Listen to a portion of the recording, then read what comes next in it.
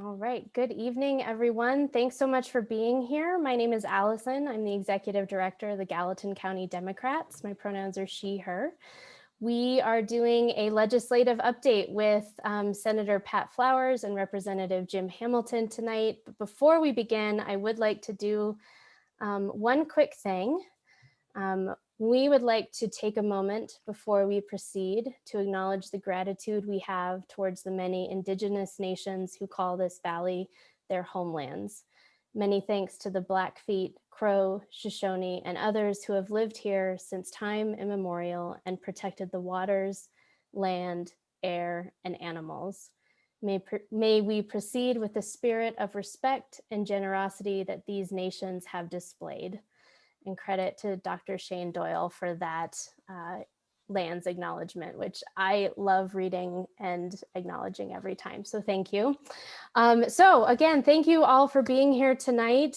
Senator Flowers and Representative Hamilton, it's really good to see you here. Thank you for taking the time out of your break to spend an hour with us this evening. It's great to be here. Much greater to be here than in Helena. Yeah, thanks for the opportunity. Absolutely. So how we're kind of going to do this tonight. So the topic tonight is budget and such. So it will be topic about budget, which is actually more coming up rather than what has happened. But I would love to start off with both of you kind of sharing a little bit of reflection and just your general impressions so far of this session. Well, senators, of course, are always much more highly respected than representatives. So Senator Flowers, please proceed. Oh, stop. Those who don't know, Pat and I are roommates in Helena. Yeah, so this is what I have to put up with. It has been as maybe you've read in the paper, been incredibly busy session. We ended up with, I think, 80 bills that we voted on Monday, went till midnight, and trying to complete that before the transmittal. And I think, as I recall, the Senate, and Jim, you may have the numbers on the House, but I think prior to transmittal, we had 100 more bills that were being heard all the way or through the Senate floor than in the previous 2 years. So I think that contributed to just how busy it was. And I attribute it to the reality that the Republicans have a majority in the House and the Senate, and now a Republican in the governor's office. And I think there's a lot of pent up legislative need there for them. And they've had a lot of bills that were vetoed over the last 16 years. And so a lot of those were brought forward again, and this time passed, and many of those will be signed into law. So busy, in some ways surprising how focused it's been on kind of what some people have called social engineering, which is a lot of bills related to either transgender, LGBTQ issues, abortion rights issues, a fair number of voting rights issues. I'm not sure that's social engineering, but in a way it is. And so that is not surprising in some ways, disappointing in other ways, given the orientation or the campaign promises that came out of the governor and his quote comeback plan. Certainly a lot less focus on jobs and economy and healthcare and education than he suggested. We, on the other hand, as Democrats, have brought forward, I think, quite a number of bills, and as not surprising, we've struggled to get some of those across out of either the House or the Senate. That's I guess just a quick summary of my experience. It's hard being in the minority always, but it's particularly hard now that we don't have a backstop in the governor's office, and so I think there's a lot less tendency to lean into bipartisan sort of efforts. I think there is still some, and certainly some good people on both sides of the aisle. And so there is some work, bipartisan work still getting done, but in my opinion, a little less than 2 years ago. With that, I'll turn it over to Representative Hamilton. Yeah, I would add one thing to what Pat had said in terms of the things that were being worked on in the early part of the session. I thought he did a good summary, and I would add judges to it. We've had a fair number of bills about judges, partisan races, both at the district level and at the Supreme Court level, and then having them be elected by districts rather than across the state. And so I think the Republicans have learned from what's going on nationally, or what had gone on nationally, about how important the judiciary is. So they spent quite a bit of time there. I would echo what Pat said in terms of the number of bills coming through the House, higher than it has been in previous years, not dramatically, but particularly at the end, we voted on 150 bills on Monday and Tuesday of this week. So not what we would normally call good governance there, but it does happen every session. So I guess it's not unusual. I would say there were some themes that I would talk about in terms of the overall picture. And the themes might be, number one, they think they have a mandate. And consequently, we hear that almost every day in the House. Well, they sent us to Helena to do X. And it's amazing how many things people sent them to Helena to do, because they didn't have all those things on the ballot as far as we know, but they believe they did. Clearly, though, the split in the party there, the hard right and the moderates, has, I'd say, watered down their mandate. They keep trying to sing Kumbaya and make sure all 67 of them are together, but that's not working nearly as well as the hard right thinks it should. I would also mention the themes. So the mandate, local control. We used to say about the other side of the aisle that they really believed in local control, as long as you did what they wanted you to do. Now they don't even pretend to believe in local control. It's totally gone out the window. It's almost stunning how far it's gone out the window. Tends to be a little bit more authoritarian now, a little more, we're just going to ram this down your throat and deliver it to the local areas, and they'll have to deal with it. And then Pat's point, I think, about the budget issues versus social engineering. The Gianforte's budget, well, let me go back. Bullock had a budget, and we look at that, and then when Gianforte got elected, he looks at Bullock's budget, makes some changes, and then introduces it. But of course, they have very little time to do that. So it was a reasonable guess they weren't going to do a lot budget-wise. And really, the budget that they released to the legislature was really not that far from Bullock's budget. In my section, Section F, is exactly the same budget. So I kind of thought, since they would be behind on those issues, that they would end up spending a lot of time on these social engineering issues. And sure enough, that's what we're getting. So that'd be my themes, Allison. Perfect. Thank you both so much. So since the budget is a little, I think we're all still learning about how the budget works and the process and everything like that, it would be great if you could give us a little overview of how the budget works, what the sections are, like you just referred to Section F, how that works. And then once we have that framework, we'll open it up for questions from everyone, and you people feel free to post them in the chat right now, and I'll read them out for you. Or once we open up to questions, you can raise your hand on the menu bar or come on camera and wildly wave at me, and I'll try and I'll, sort out all the questions. So give us a budget overview. How does this work? What's coming? So Allison, the budget is really divided into 6 sections, A, B, C, D, E, and F. Each one of those deals with a specific area of government. And in the first 45 days, maybe slightly less than that, first 40 days, we divide into a joint subcommittee for each section. So Pat was on A, I'm on F. There's one, in this case, with the numbers as they are, there's one Democrat from the opposite house with us, and then the rest of the committee is Republicans.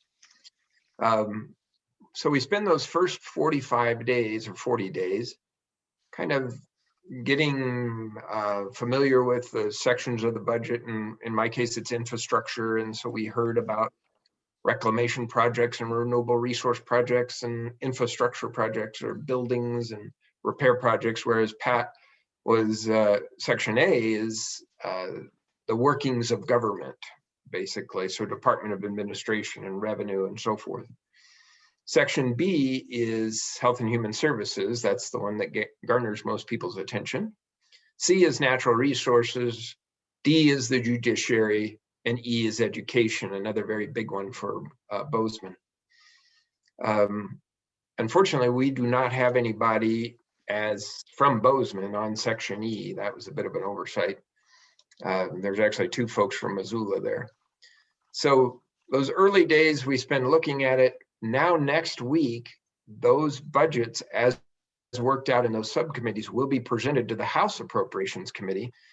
We'll amend it or not, send it out onto the House floor. We'll amend it there, or most likely not. And then that will get passed, and it's passed over to the Senate. And Pat can talk more about the Senate process once it gets there.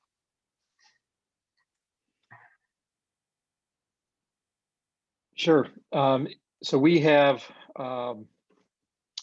in addition to the representation on all the subcommittees that Jim just described, we have kind of our equivalent on the Senate side to the Appropriations Committee in the House is Senate Finance and Claims.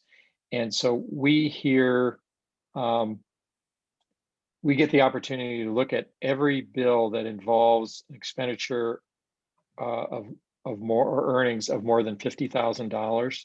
So if it goes through a policy committee and it comes to the floor, sometimes it will go directly to Finance and Claims if it's a big expenditure bill or a revenue bill before it goes to the policy committee. Sometimes it'll go to the policy committee, come to the floor, maybe be passed on second reading on the floor, and then go from there and re-referred to the Finance and Claims. So it's another opportunity to weigh in on a lot of bills, and actually a lot of bills are killed in the Finance and Claims Committee just based on expenditures, or they send them there just because they didn't want to do it on the floor in the policy committee, and that's for some reason the strategy is they want to kill it there. So that happens.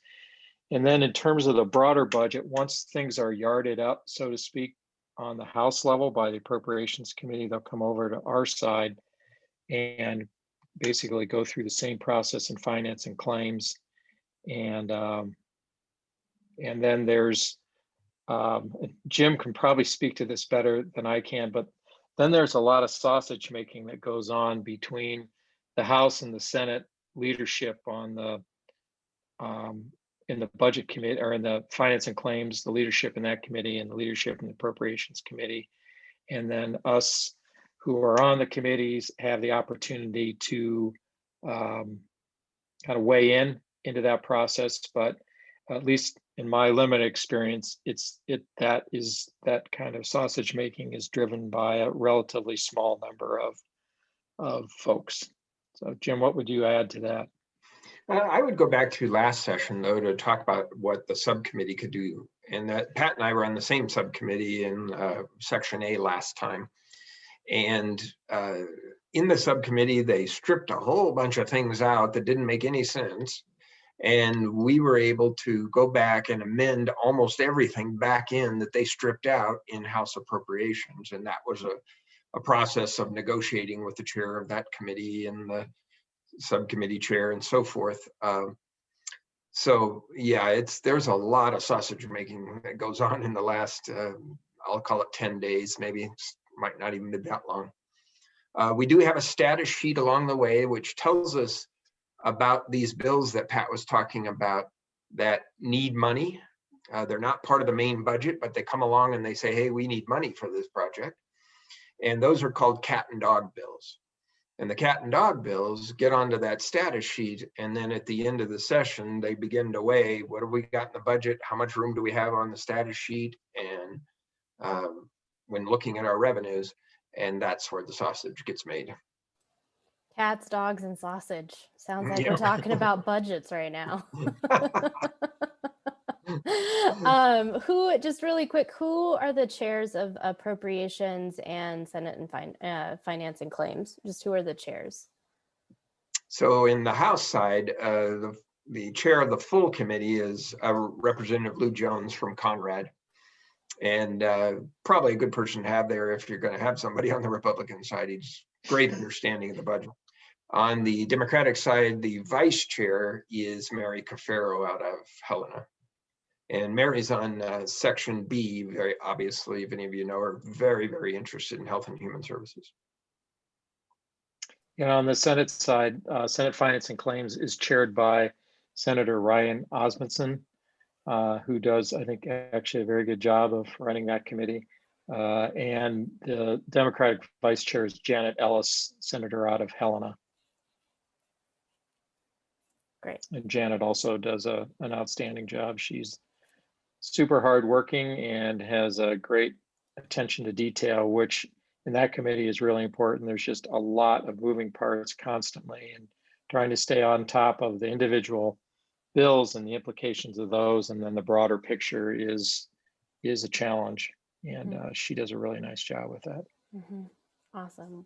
Well, thank you for those summaries. Is there anything else that would help in like kind of contextualizing the budget right now, or can I open it up to some questions? We have some questions in the chat already.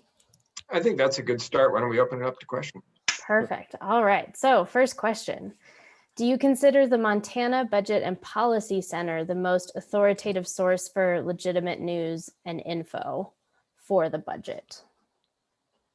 Like from as a non-legislative source, I guess. I would say I think they are a very good source. They tend to not get too far into the budget. They're more of a research firm. They do try to make a passing attempt to be bipartisan. It doesn't work too well. Everybody knows they're left-leaning folks. But they do very good research and are very helpful in providing information to us. So, and I think they boil it down well to the public as well. Mm-hmm. I would agree. Are there any other organizations like that would be good resources for us as we, start to really dig into what's going on with the budget, the second part of the session? Sometimes there are organizations like, am I thinking of for example, last session, Montana Medical Association provided really good information about Medicaid. Mm-hmm. And some of the advocacy organizations for kids with people with disabilities or mental health issues, you would also find those coming from sort of not a broad perspective like Montana Budget and Policy Center, but a little bit more narrow perspective. And I'm drawing a blank on those names right now, but the people that you hear testify at these hearings that are lobbyists, mm-hmm. those organizations provide great information. Got it. Great, thank you. So this is maybe a quick question, maybe not, kind of a little bit different, and then we'll get back to budget questions again. But you used the term social engineering, which is a phrase that I've started to hear a little bit more as a frame of what's happening with these, bills in the judiciary and this kind of stuff. Do you think that is a good, will you keep using that phrase? Is that a term that we should maybe start adopting as well? Pat's the one who used it first, so I'll let him answer it. Hot seat. Yeah, I think it's a good description. because that's what it is, in my opinion. It's making decisions on winners and losers in our society and what's acceptable and what isn't acceptable behavior, in essence, in our society. To me, that sounds like social engineering. I didn't make it up. I stole it from somebody. I don't know who I heard it from along the way. Maybe, I don't know whether I was just looking to see whether it was used by our information folks that we have working for us in staff. And I think that's probably where it came from, or from the Democratic Party there in Helena. I think maybe they have used the term. I've seen it in some of the media that covers the legislature too. I can't tell you which one it was right now, but I've seen it used in the media. Yeah, it's a great term. Okay, so next question. How can you educate us about the continually moving information about revenue sources, which will obviously dictate what is available to spend? Well, I think I'll take that one because I've been on the revenue committee, and I was part of the committee that did the revenue estimate this last fall. So for this, I need to give you a quick timeline, and that is the way the legislative staff creates a revenue estimate. The governor's budget office creates a revenue estimate. Now, the revenue estimate created by the governor's budget office was Bullock's Office of Budget and Program Planning. So it, they do it separately, but then they come together and talk about it as well. In the fall, the committee then decides what is the appropriate revenue estimate.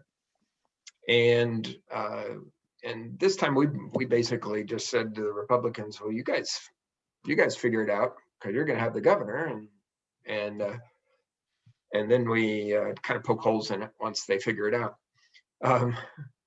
The legislative staff then gives the taxation committee, who now has the revenue estimate in their possession, an update every month. And usually about late March, early April, they come up with a new revenue estimate.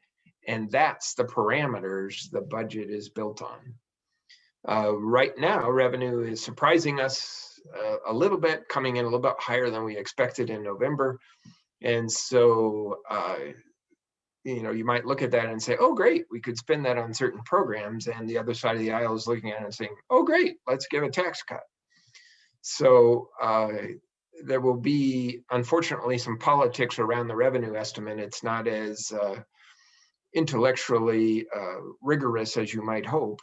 There gets to be a lot of political calculations in that. Those, if you were really geeky about the whole thing, those are posted at Legislative Services, and you can see the monthly updates that we see. Awesome, thank you. So next question. Is the general fund status sheet from the legislative division useful to consider? And maybe for us just to understand, or maybe in a different way. Cindy, if you want to elaborate on that one, feel free. Or Cindy asked that question, so. So I'm not sure why, but I get these periodic updates, maybe they're monthly, from the legislative division that shows an estimate of, I'm not exactly sure what it is that I'm looking at. One of the things that I noticed in this most recent one was that revenue and expected expenditures didn't match, and they posted a little warning on their missive. So maybe somebody could help to explain that. I think, Cindy, what you're seeing is probably a variant of the status sheet. I don't think the status sheet is really published anywhere that the public would necessarily see it, but it's used by both appropriations committees and the Finance and Claims Committee to kind of keep a running scoreboard of what's the total from the cat and dog bills and what do we have on the budget side compared to the revenue. And that would be, it's very difficult to make sense of that, I think, because it is a constantly moving target.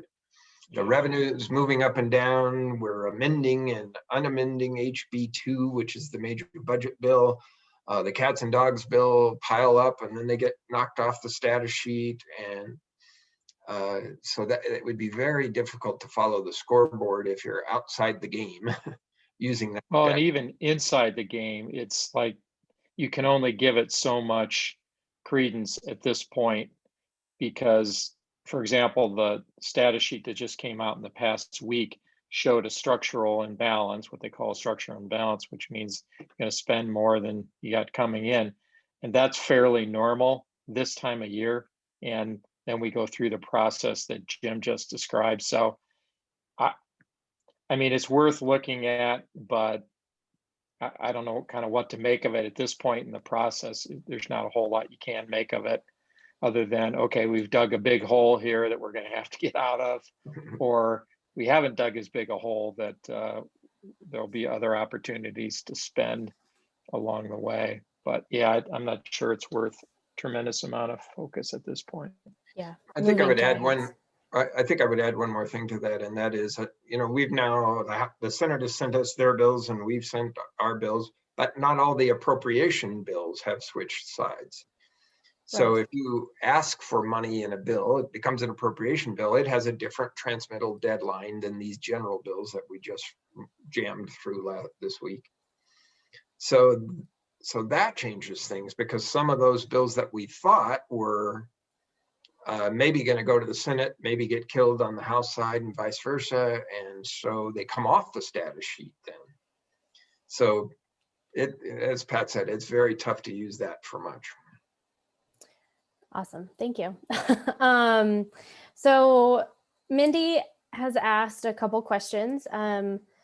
She's heard that funding for Medicaid expansion has been put into the fray for vying for funding as opposed to being guaranteed their funding. And could you explain that? I'm not sure I've heard that, but the idea, if it came to pass, is there's an appropriation for Medicaid, which is part of the HB2 budget at this point. And so because it's in the main appropriation, they can't take it out of there right now unless they changed it somehow to be a one-time only, which would affect next session more than this session. Because of the nature of it and the way it was passed, it would be very difficult to pull that out of the main HB2. So I don't think there's much threat of that. Pat, would you have a different idea? There's just a couple notes I have on that. Since neither one of us are on section B, we don't have the experience of going through those details, but I have a couple notes on what has happened in terms of cuts related to Medicaid. And the note that I have said it reduced Medicaid general fund dollars aimed at eliminating continuous eligibility for Medicaid expansion. And that may be tied to that Senate Bill 100, Jim, that is just an awful bill that requires those that are qualified and on public assistance to re-enroll every 6 months. And in my opinion, in hearing that bill, it sure looks like the only reason that bill is in the black is because it's creating this churn effect where they're kicking people off and assuming that some people won't have the ability or won't be on top of it to get back on assistance. And so there'll be this 1 or 2 months where they're kicked off the rolls before they can get back on, which is just awful. And that's also a very evil bill, if you ask me. yeah, I don't want to say that lightly, but the idea, and there includes a bonus in there for how many cases of fraud you find above the expected number. So basically, you're incentivizing somebody to find or manufacture fraud. And didn't you tell me the other day, Pat, you thought it was they were aiming at 50 people or 100 people? The fiscal note is hiring 13 employees to find 15 or 50 additional fraud cases a year. So obviously that alone wouldn't make that a justifiable proposal. And so, in my opinion, the only way it's paying is by requiring this 6-month re-enrollment. And they're counting on a bunch of people not being able to keep up with that process. And so there'll be a churn effect that will make some money for, quote, make some money for the state, but it's really on the backs of the people who are eligible, and they're being burdened with really an artificial and unnecessary bureaucracy to kick them off and force them to re-enroll. It's awful. So I think that there's, maybe coming back to her question, I think that Mindy's question, I think is who asked it. Yeah. I think that there is more danger of this relentless chipping away than there is the total funding. That's so intentionally cruel, as Cindy said. So Yeah. so the bill that we were just talking about, that's SB 100, and it has passed the Senate. So it'll be heard in a House committee next. Penny, I'm going to interject just to have a follow-up. This is Mindy again. Yeah. Will that have an effect on our rural hospitals? Because it was such a big thing 2 years ago, whether or not Medicaid expansion was going to be funded, and thus be able to basically keep our rural hospitals in business. So when you have that churning effect, I'm just not sure of the lag time and how that, I mean, Sanders County, which is where I'm from, has such a huge dependency on Medicaid patients at our hospital, and how all of that, all that funding works. So I'm just not sure. And whoever put that in there, yeah, it isn't just Medicaid expansion. It's also SNAP and TNF, all those things of these very high risk counties, and and CHIP too is in there. Yeah, the and Children's how Health that Insurance Program all fits in. Anyway, so I am quite concerned about that particular element of B, and I said, and it's sort of related to a previous question that I threw in there. I went to the transmittal meeting with Senator Brown, Representative Logie, and Representative Fielder today at the county commissioner's office, and Brown said out loud that more revenue is coming in directly in relationship to the fact that the governor has loosened the COVID requirements. And I just, yeah, that's kind of the thank you, Senator Flowers. It's sort of the thought I had in the crowd, but I was the only Democrat out of 30 that attended, so. If I may take that one, once again, having been in the revenue estimating side, these trends for a little bit higher revenue were plainly evident in November. The revenue estimate last summer was not so good in July. By the time we got the August one, it was better. September was better. October was better. November was better. And I think it's just continued every month since then. It doesn't have anything to do with COVID restrictions. I'm glad to hear that. I'll put myself back on mute again and be waiting to get more educated in this whole process. We got a lot of things were quite negative in the revenue estimate because we'd not really seen anything like this. And so we get our data from a company called IHS, and they were just basically throwing the baby out with the bathwater back in the spring. And then as things began to get a little bit clearer, it became obvious that the money that had come out in assistance, the CARES Act and CARES 2, and some of the other things like that were coming out were really making a difference to lessen the impact of COVID on the economic side. And so, it's not a recent phenomenon. This has been going on since last summer. Great, thank you so much. So Thank you. yeah, so another question that's here.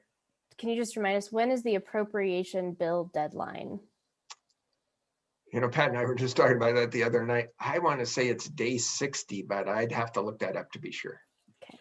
We have just finished day 45. And so day 60 would put us late March. Late March. Okay, perfect. So another aspect of the COVID question, which you may have just answered, but maybe you can expand on it a little bit. What has been the effect of COVID so far on the budget, as far as we can tell? Well, we came into this last fall thinking, oh my gosh, we're not going to do anything but talk about money, and it's going to be cut. And really, that has not, it's not been the case.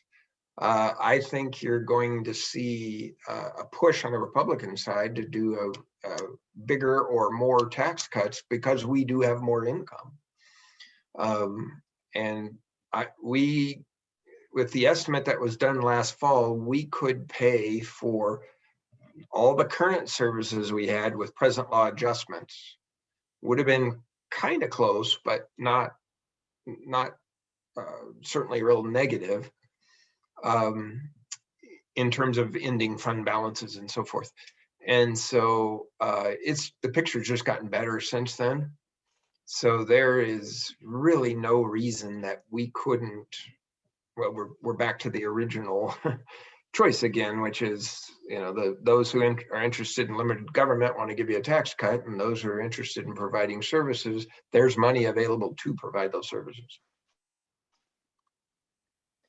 Yeah, I think the other thing that I don't think we've mentioned is that Governor Gianforte's budget coming in was pretty similar to Governor Bullock's budget. I think, number one, it's tough to come in as a new governor and make a lot of wholesale changes unless, you know, unless you've been working on it for the last 6 months. It's tough to come in and make those changes. So they've made a few changes kind of across the board. One is going from increasing what's called vacancy savings. It was in Governor Bullock's budget intended to be 2%, which is how much each agency has to save in their budget for paying people. And usually that's paid for by when you have vacancies, there's just some turnover that's involved, and you're going to have openings and jobs as a result of it. And they've upped that to 4% from Governor Bullock's budget. So there's some additional savings there. They also imposed across the board can't remember how many month holiday on paying benefits, because there was enough of a surplus in the benefits program for the state that some money could be saved there. And that's, Jim, you may have a better sense of how frequently that occurs, but it seems like that occurs kind of cyclically. Every 4 to 6 years, a surplus can build up, and then we take a certain number of month holiday, and there's some savings there as well. So those are probably the big across the board changes in terms of the budget. They're not really COVID related, but I thought it was worth mentioning. Mm-hmm. Absolutely, yeah, thank you. So a question now is, why is Montana doing better revenue-wise compared to other states? You know, that was a fascinating question. I spent a lot of time with legislative services on that before, as we got into last fall. And what was so odd is that our withholding of wages is the largest element of personal income, which is our largest element of the general fund budget. And they held up. Withholding didn't really decline much. In fact, it declined for about a 6-month period and then immediately turned and went back up. I think by the end of the year, we were above where we had been a year before, pre-COVID. So it was a very quirky thing. And the best we can speculate is that a lot of Montana business that was hurt were unfortunately lower income workers who were tip oriented, who didn't have a lot of wage withholding, and tips in Montana are tax-free, of course, on state taxes. So that's my best speculation, is that we didn't really experience the problems other states did, where they lost a lot of manufacturing, because we don't have that much manufacturing compared to other states. So I think it was sort of type of worker that was laid off and unable to work. I think the other piece, and I'd be interested in your opinion on this, Jim, too, is we don't have a sales tax. So that's such a direct, or the effects of economy that crashes are felt so directly there.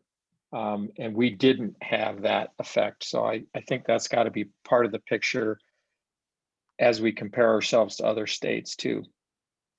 I would agree with you. And you brought up something else and reminded me of something else there, Pat, and that is we also came into this new fiscal year last July, the 1st of July, with very healthy reserves. We were about $450 to $500 million worth of reserves.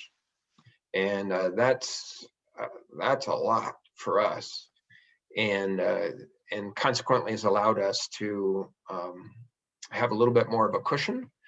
And then the first CARES Act, gave the governor about $1.5 billion, I think it was $1.25 billion, to use in various areas, and some of that helped offset the budget items as well.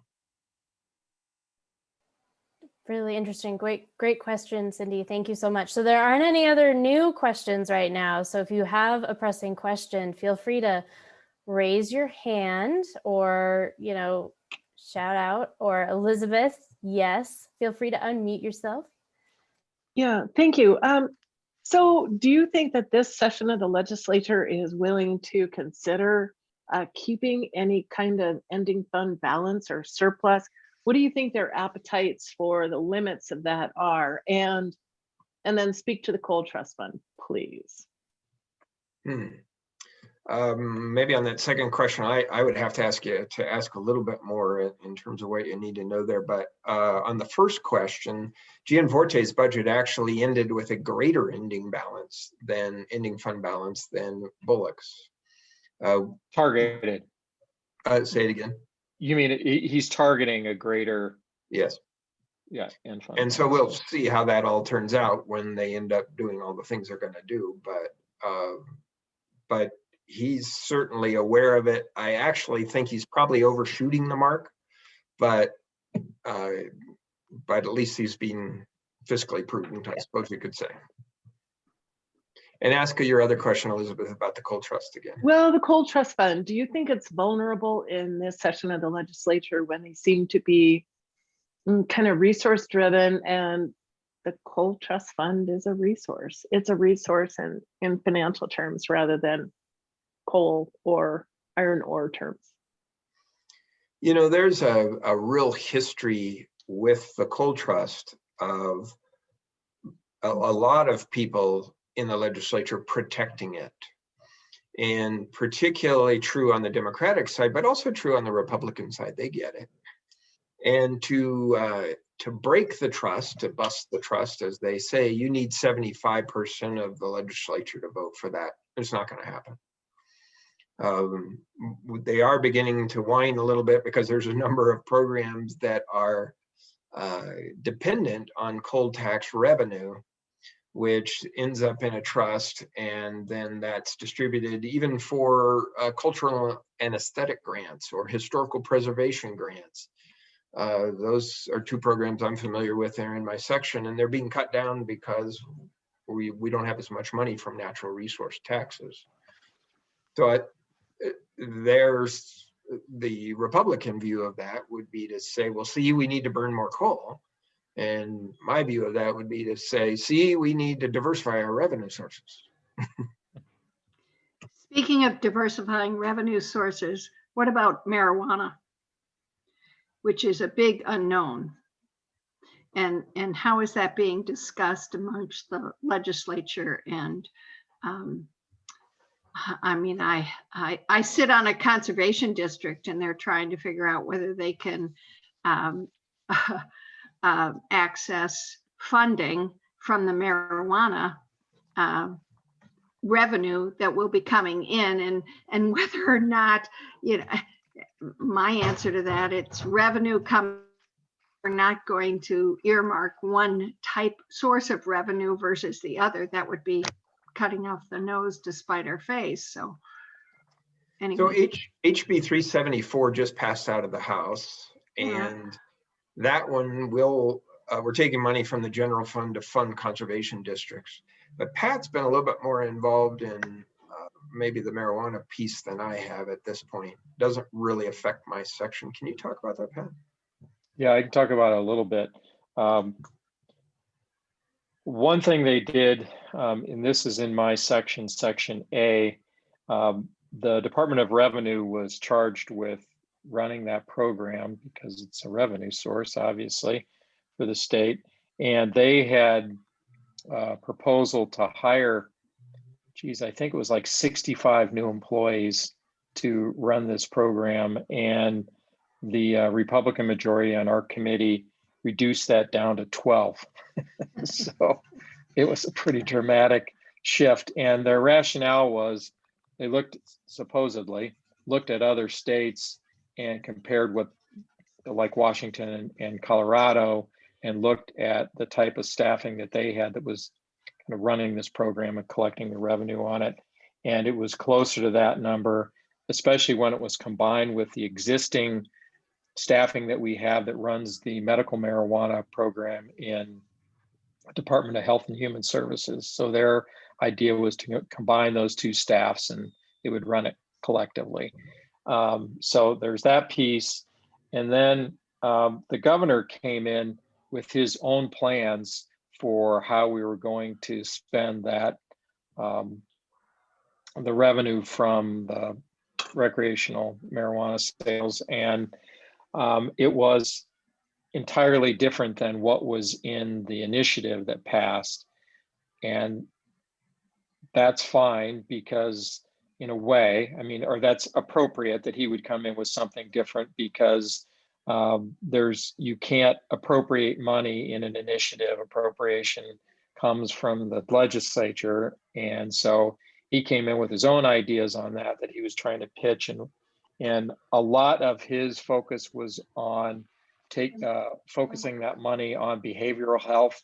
He has if you look at his comeback plan, as he calls it, there is something that he calls the HEART Act, and I can't remember it's an acronym and I can't remember what it stands for, but it's a lot of behavioral health investment in Montana, and including drug treatment and that sort of thing, all worthy needs in this state without question. But it's not, it's going well beyond the focus in the current, or what was in the initiative for that funding. So that decision package failed in section B on a 0-7 vote. So my guess is it will come back in some form at some reduced level. I know some of the conservation groups that were involved with getting that initiative passed prior to the election, invested a lot of time and effort into that with some expectation that the money that was described in the initiative for conservation concerns was going to be met following the passage of that initiative. And right now it's not, that's kind of been stripped out, certainly out of the governor's approach. So we'll see. There's lots of negotiation going on where that money's going to go. And I think it's a big unknown right now. I would add, over in the House, there's beginning to be an effort on the particularly Republican side of the aisle to maybe peel off a few Democrats to support conservation or something in DPHHS, or somebody came to me and asked about putting some money in the pensions, trying to, I believe, develop some bipartisan support for basically ignoring the initiative that was passed. And my own personal belief is we have an initiative process. You don't like it, change the initiative process. You don't change the initiative after it's been voted on. So that'll be an interesting political battle in the second half, is will the Republicans own that issue of not listening to their constituents, or will Democrats join them in that? I don't know. Yeah, and I might add on that, they seem very willing to overturn the will of voters when it comes to initiatives. There's a few other examples that it doesn't seem to matter.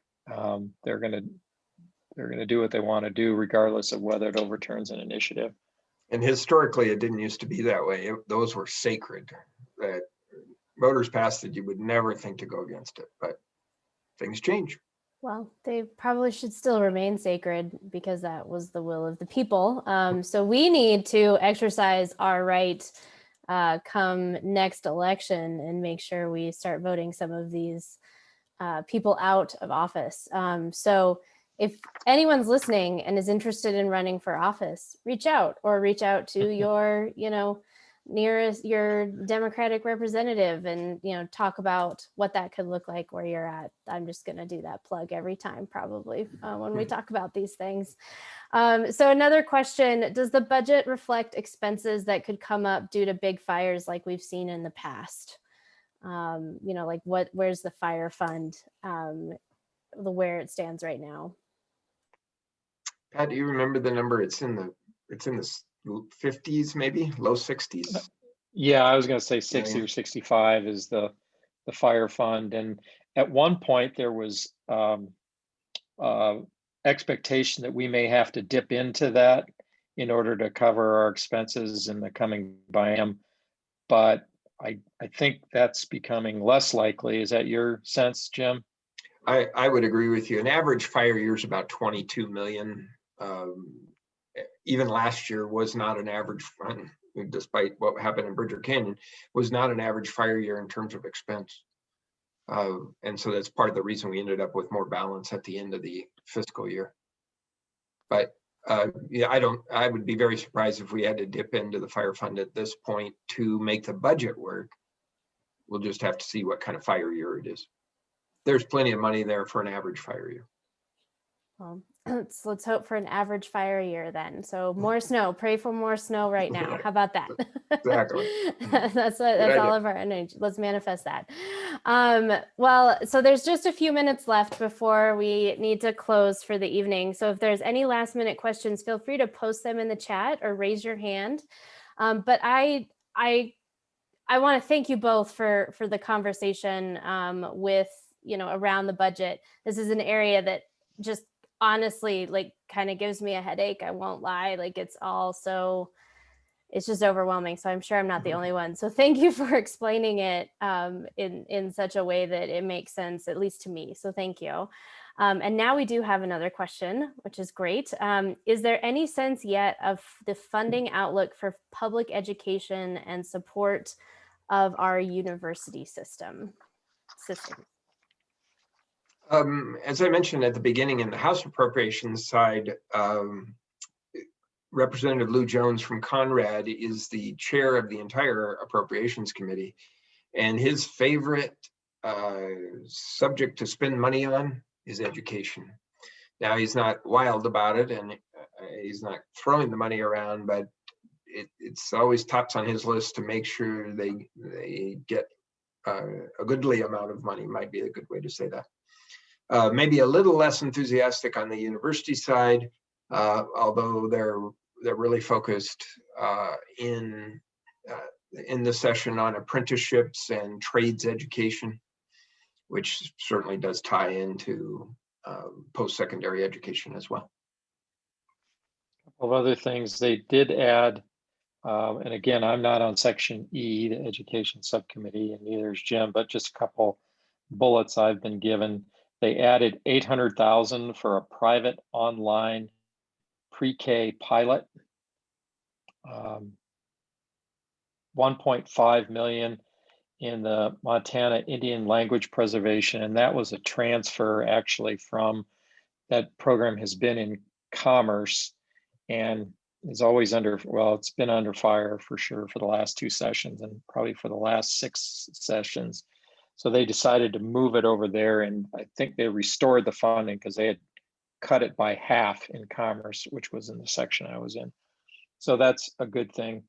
And then in terms of higher ed, they had or appropriated 750,000 in need-based aid and $1 million for research initiatives and 350,000 to continue what's called the High Set program in tribal colleges. And I'm sorry, but I don't know exactly what that is, but these are just the highlights that I received. And the top priority in infrastructure is actually a university building at the University of Montana, an ag and forestry building. And MSU has a number of buildings on the major repair list, and a new building in the wool lab, which there are wool labs in a number of places around the state, but the main one is here in Bozeman.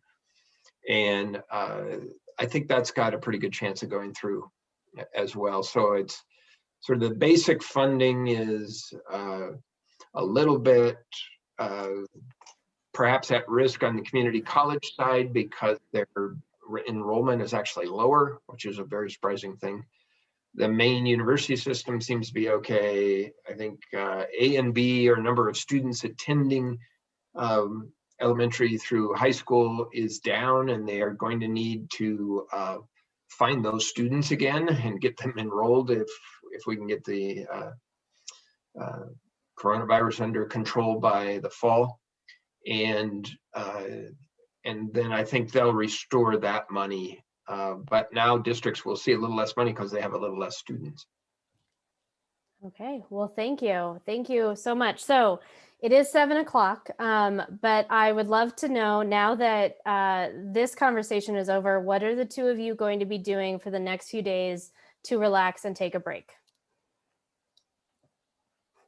Jim? I'm going to the mountains.